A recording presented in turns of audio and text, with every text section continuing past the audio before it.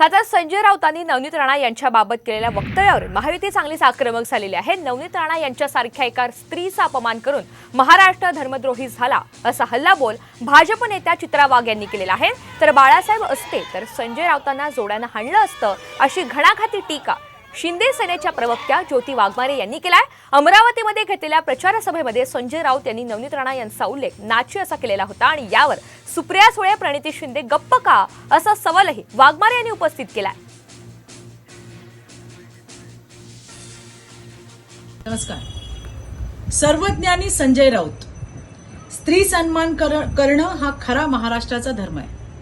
पण तुम्ही जसे काँग्रेसच्या संगतीमध्ये जाऊन हिंदुत्व द्वेषी झालात, हिंदुत्व द्रोही झालात, तसेच नवनीत राणासारख्या महाराष्ट्रातल्या एका स्त्रीचा अपमान करून तुम्ही महाराष्ट्र द्रोही आहात याचा पुरावा तुम्ही आज दिलाय।